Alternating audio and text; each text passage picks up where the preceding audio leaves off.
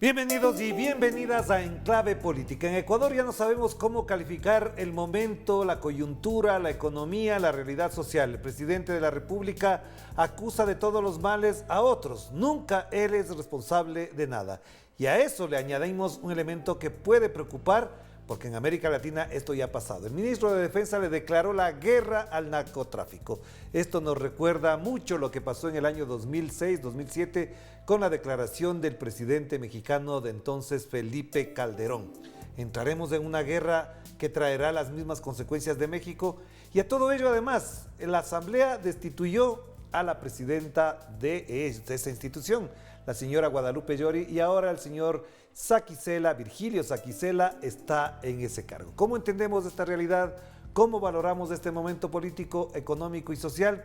Pues de eso queremos hablar con el académico y economista Juan Fernando Terán. ¿Qué tal, Juan Fernando? Qué gusto tenerte acá. ¿Cómo estás? Igualmente, gracias. Gracias por atender esta invitación. Este panorama que acabo de describir, ¿qué te dice? ¿Qué te plantea? ¿Cómo lo valoras? ¿Cómo lo reflexionas?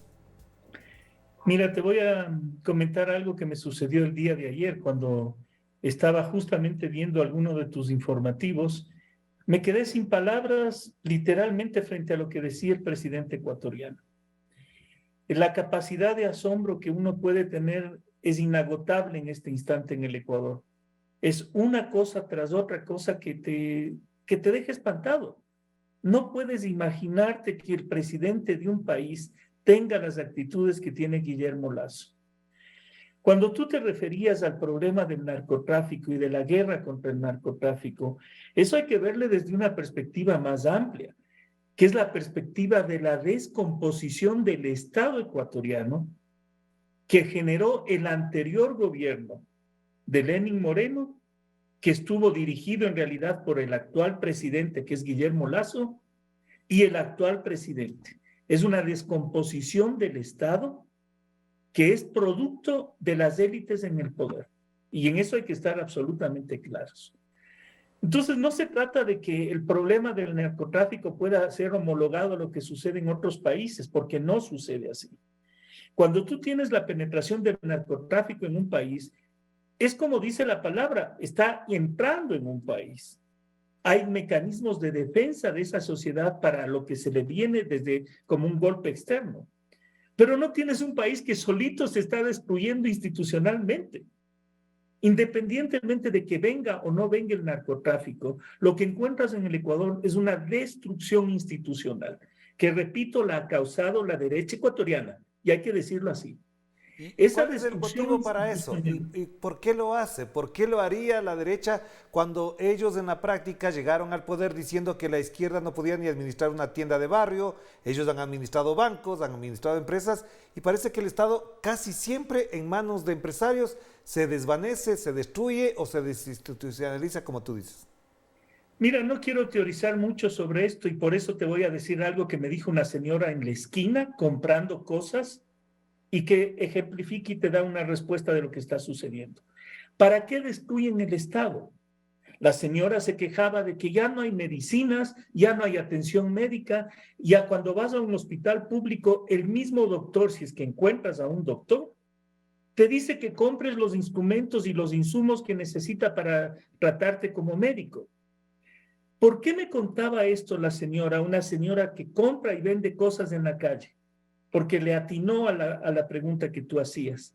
Cuando tú destruyes el aparato público, en este caso la salud pública, obligas a que la gente vaya al sector privado a adquirir los servicios que el Estado ya no le puede dar.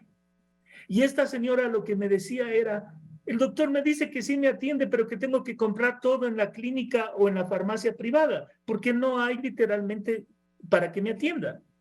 Entonces, la destrucción del Estado y de la institucionalidad del Estado es una oportunidad de negocio para el sector privado. Destruyen lo que se construyó durante 10 años, durante el gobierno de Rafael Correa, y hay que decirlo así, destruyen lo que construyeron en esa época para luego hacer el negocio afuera en la empresa privada. Ahí tienes tú la respuesta a lo que tú me dices.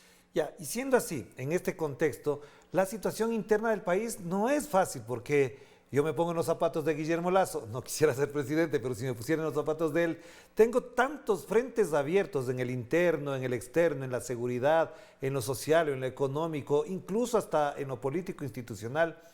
¿De qué manera se puede resolver este problema si no es por la misma o con la misma receta? Porque parecería que la única receta que ellos tienen es, por ejemplo, austericidio, es reducir el tamaño del Estado y sobre todo la otra es pedirle autorización al Fondo Monetario Internacional a que pueda incluso hacer carreteras. ¿Cómo resolverlo? Yo creo que ese es el error que se comete frecuentemente. No busques un cómo resolverlo, no buscan resolverlo, porque en el caos es donde se hacen negocios.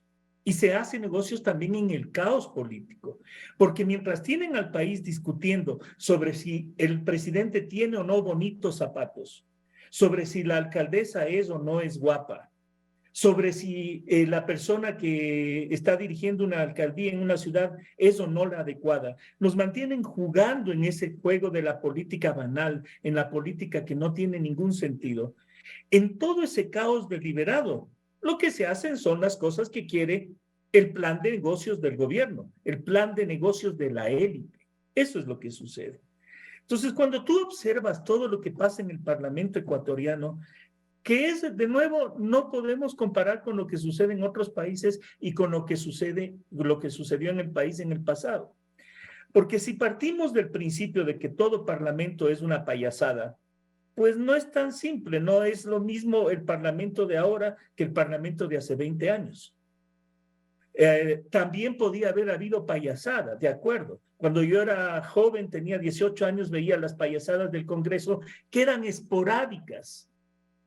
Era un show que te causaba risa. Lo que ahora observas no es un show esporádico, es una acción permanente para generar espectáculo político, para distraer a la población de los temas fundamentales, y esa es la gran diferencia con el pasado. Entonces, el show de ahora es un show deliberado, es un show que lo fomenta desde las mismas élites. ¿Cómo fomentan la payasada legislativa, el show legislativo? Interfiriendo permanentemente en las funciones del Estado. Observa lo que sucedió al respecto de lo que pasaba ayer con la presidenta del Parlamento que fue destituida. Independientemente de que sea o no sea de tu agrado, esa es una decisión que tomó el Congreso. Punto. Y como es una decisión que tomó el Congreso, el Ejecutivo no tiene por qué hablar y no tiene por qué decir absolutamente nada. Pero lo que observas es que a través del tuit, de la payasada, de los periodistas comprados por la derecha ecuatoriana, empiezan a generar toda una cadena de semiosis de comunicación social, cuya consecuencia es mantenernos en la discusión de que si estuvo bien o no lo que el Congreso hace, cuando eso ni siquiera debería discutirse. Fue una decisión del Congreso. Pero esa payasada, repito, que es instrumentalizada a propósito, nos impide ver las grandes jugadas que hacen las élites. Y en estos días hay varias jugadas bajo el piso. La primera que te recuerdo muy rápidamente, la venta de los activos públicos, porque ahí está la delicia, pues para eso se llega al poder, para eso te quieres hacer presidente, para vender los activos públicos. La segunda, que no sé si el Ecuador sabe, están negociando un acuerdo de libre comercio con México. La pregunta es en qué condiciones se está generando, qué y quiénes son los sectores favorecidos o no. Pero nos tienen distraídos con la payasada parlamentaria, ¿no? Claro. Una última pregunta para cerrar esta primera parte. Juan Fernando, acabas de mencionar algo muy importante. Aquí ocurren cosas graves, sumamente graves. No solamente tiene que ver con la violencia, que ya es un drama cotidiano, el sicariato, que es una situación cotidiana. Lo que pasa es que hay también una pérdida de expectativa de la gente. Más de 90,000 personas se fueron el año pasado de este país y este año se calcula que una cifra superior podría ocurrir. Entonces, si algo más profundo está pasando, ¿cómo se está expresando eso en la sociedad? La sociedad se encuentra atónita, inmovilizada y no sabe cómo responder. Y te lo digo de frente, eso es lo que está pasando aquí en el país. Este no es el Ecuador que votaba presidentes de la década del 90, del Ecuador que se insurreccionaba en las décadas anteriores. Este es un Ecuador al cual le han acostumbrado a mirar el espectáculo político, a mirar la payasada que generan las élites y a no responder. Eso es lo que está sucediendo en el país. Aquí pasan cosas absolutamente graves y la gente se inmuniza. Y como resultado y esa inmunización tiene que ver con la banalidad de los medios de comunicación, porque los medios de comunicación son absolutamente selectivos respecto a qué es lo que ponen o no ponen. Me refiero a los medios comerciales de comunicación. Entonces, si no tuviéramos canales de información alternativos como es Telesur, simplemente no podríamos conocer un montón de cosas, y esto no es exageración. Si me permites, quisiera señalar algo muy breve y aprovechar la oportunidad a Telesur para felicitar por la excelente cobertura que tuvo de las elecciones colombianas. En el Ecuador no. En el Ecuador, ¿qué es lo que pasaba? Fútbol.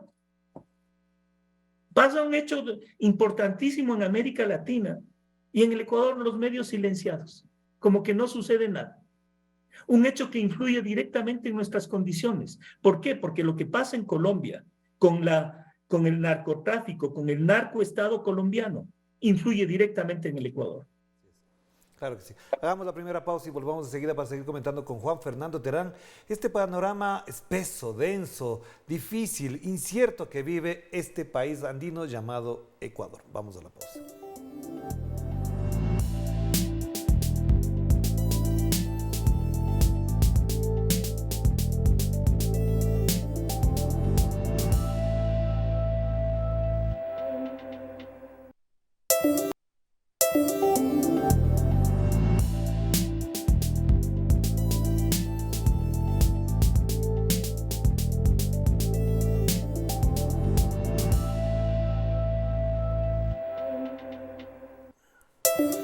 Estamos de vuelta aquí en Enclave Política. Seguimos conversando con el catedrático economista Juan Fernando Terán. En estas circunstancias de lo que acabamos de conversar en la primera parte, Juan Fernando, también hay algo que está revelándose y que se está condicionando a un entendimiento, como tú lo has dicho, desde incluso la no publicación de notas. En el Ecuador hay una disputa de élites, hay una disputa entre, por ejemplo, el banquero Guillermo Lasso, presidente de la República, el banquero Fidelegas, dueño del Banco del Pichincha. Hay una disputa con quien le puso en la presidencia el señor Jaime Nebot a Guillermo Lasso. Esta disputa de élites, ¿qué te está diciendo a ti?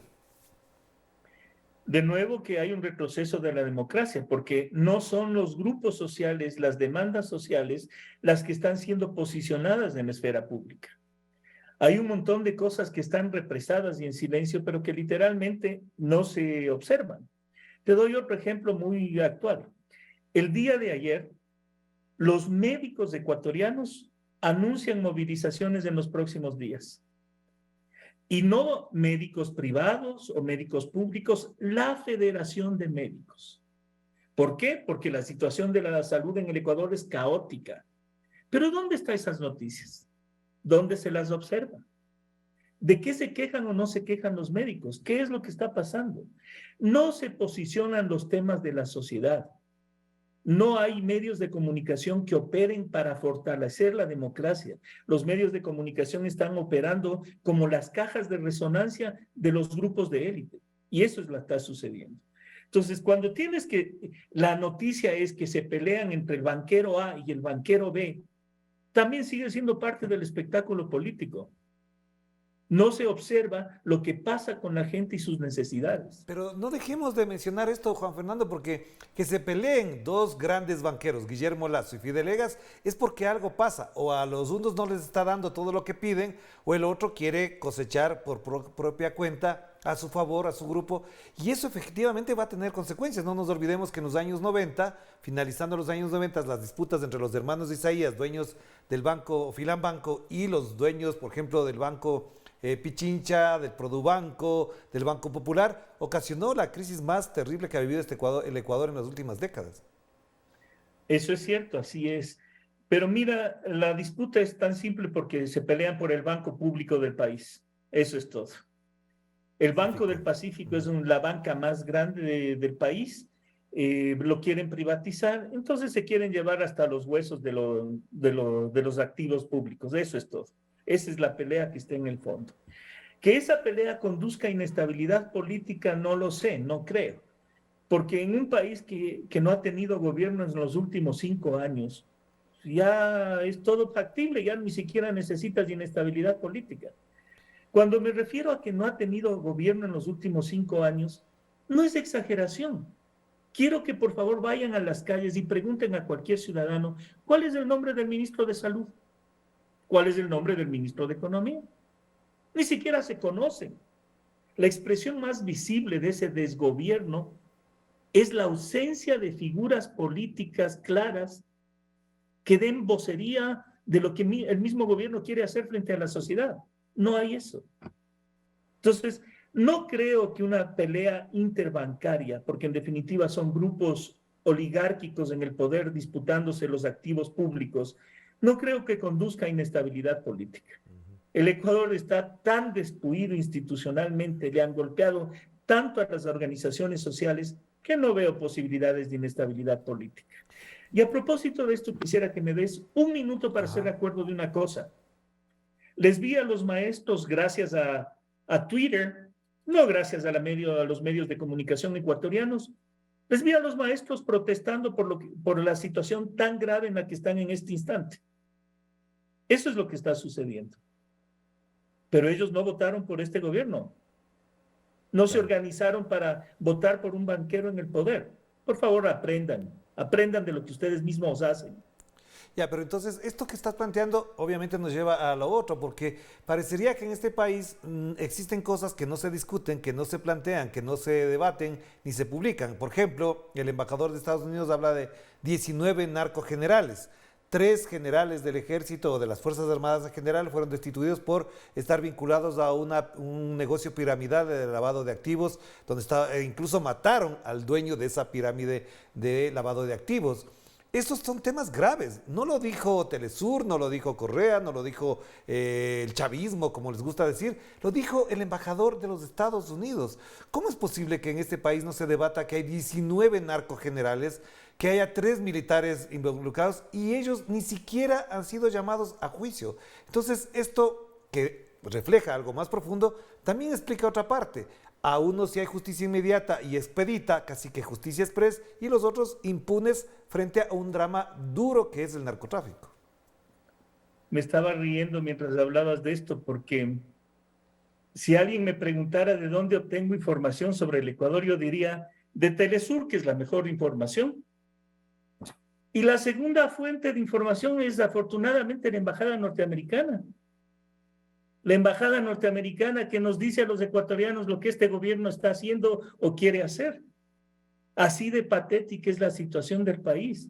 Mejor que de una vez se tomen la presidencia de frente y nos declaren colonia. Y esto no es broma. ¿Cómo puede ser posible que el embajador salga con información que ni siquiera sale la prensa ni el gobierno? Eso debería decirlo el ministro de gobierno, el ministro de educación. Ellos están dando la información que un gobierno títere no puede hacer. Y perdón, no es títere, ojalá fuera títere porque ahí harían las cosas mejor, sinceramente. Esta situación no es exageración, porque te digo otra cuestión. ¿De dónde obtengo yo los datos sobre la economía ecuatoriana? Del Banco Mundial, pues, del Fondo Monetario Internacional. Si aquí no hay transparencia en información en el Ecuador, entonces es paradójico. Las fuentes para enterarse de lo que sucede en el Ecuador están fuera del Ecuador. Y si es así, entonces, ¿cómo explicas que se genere esta impunidad? Porque, a ver, lo que menciono de los narcogenerales, del lavado de activos, la violencia, ya lo vemos así. Pero esto tiene un impacto. La gente no quiere salir a la calle. Por otro lado, hay un incremento del consumo. Hay gente que prefiere convertirse en vendedor de drogas antes que trabajar, porque sabe que en el trabajo no tiene seguridad y vendiendo drogas le puede ir mejor. Aquí hay una descomposición muy profunda que siempre va a estar en boca de Guillermo Lasso, culpando a los anteriores gobiernos, pero él no tiene nada que ver en el asunto. Lo que acabas de señalar es sumamente grave y quisiera traer a colación algo que tú mencionaste ayer en las redes sociales ecuatorianas y que cuando yo vi eso me quedé literalmente frío. Cuando un gobierno dice que no hay empleo, que no hay opciones para la juventud, que no pueden entrar a las universidades y lo reconoce. Guillermo Lasso dijo eso en público. No hay empleo, no hay opciones de entrar a la universidad, no tienes futuro, en definitiva, les dijo a los jóvenes. ¿Y qué les propone? que entren a la policía y que entren a las Fuerzas Armadas. No podía creer eso. Eso es el reconocimiento de que como gobierno no puedes generar trabajo, de que no puedes generar soluciones y de que lo único que tienes en mente es la posibilidad de reprimir a la población a través de otro grupo de la población. Así de mal estamos en el Ecuador. Y esa no es la solución, ¿no? Porque incluso suponiendo que lograran triplicar la cantidad de gente que pertenece a las Fuerzas Armadas o a la policía, regresamos al problema que tú inicialmente mencionabas. El problema de la militarización en un país es grave. No se puede combatir el narcotráfico de esa manera. Y la prueba es México. México ha demostrado que la militarización del combate al narcotráfico no funciona. Y al contrario, lo que se convierte es en una oportunidad para que los políticos se vuelvan parte de la red de narcotráfico. Porque el narcotráfico, cuando le está siendo atacado por todo lado, lo que hace es comprar al alcalde del pueblito, al concejal del pueblito, poner su propio prefecto. Y aquí en el Ecuador, con la derecha que tenemos, eso les va a salir barato a los narcotraficantes. Comprarse a la derecha les suena barato.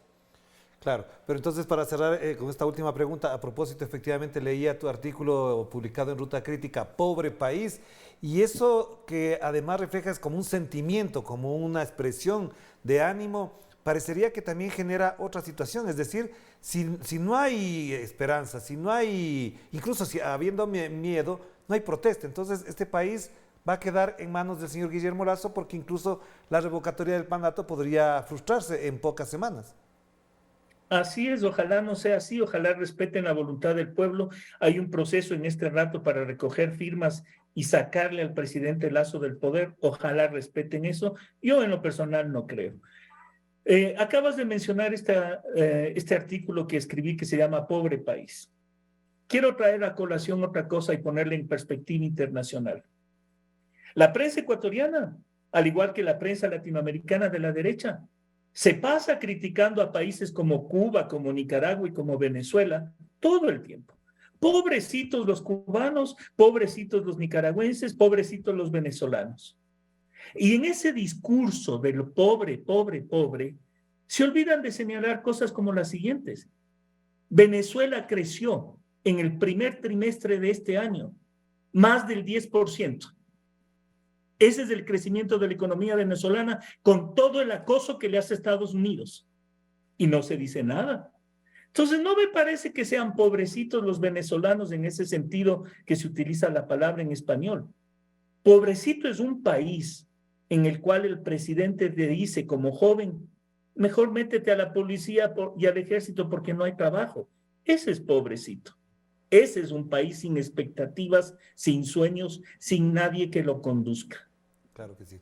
Muchísimas gracias, Juan Fernando. Importante lo que acabas de mencionar, porque también, pobrecito el país en el que para tener 30,000 policías deja sin becas a más de 80,000 estudiantes en todo el país. Así es la realidad. Te mando un abrazo, que estés muy bien. Chao, chao. Gracias. Gracias a Juan Fernando Terán a propósito de esta situación difícil de explicar, porque como acabamos de mencionar, tiene tantos espacios para el análisis, pero también pocas respuestas desde las preguntas que se hace la ciudadanía. Nos despedimos. Cuídense mucho. Chao, chao.